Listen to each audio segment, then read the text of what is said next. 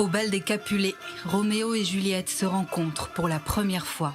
Dans le climat de guerre qui règne avec les Montaigu, ils ne savent pas encore que leur premier baiser sera celui de la mort. La guerre ici, c'est celle du conflit israélo-palestinien.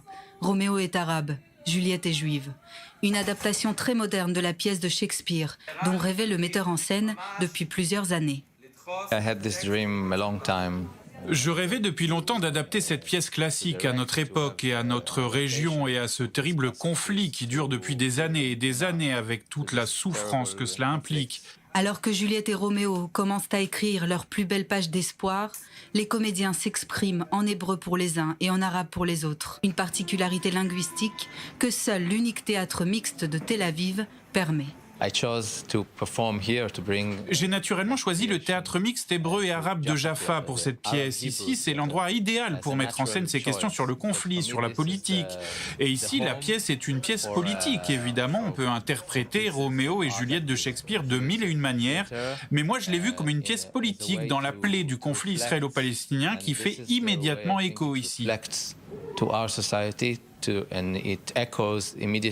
Deux langues pour deux mondes que tout sépare, mais le langage de l'amour qui s'installe entre Roméo et Juliette dépasse les difficultés de compréhension de chaque comédien. A lot of eyes and body connection. Il y a le langage non verbal, les yeux, le contact pour nous comprendre. Et je devais aussi apprendre le dernier mot de la phrase de mon partenaire, mais c'est surtout la manière dont il va me faire ressentir les choses, peu importe la langue. On stage, I can feel it. It doesn't matter what language it is.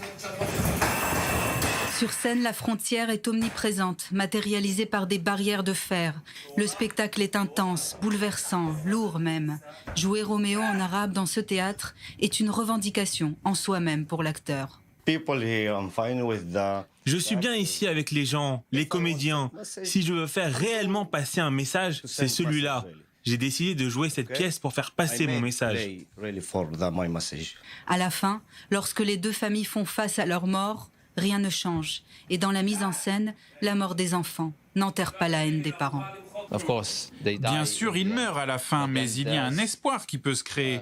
Les spectateurs peuvent mettre un miroir face à eux, se poser des questions en rentrant chez eux, un miroir sur notre société, notre nature humaine, et de voir les choses différemment. Et peut-être que le théâtre peut apporter un changement, c'est ça l'espoir.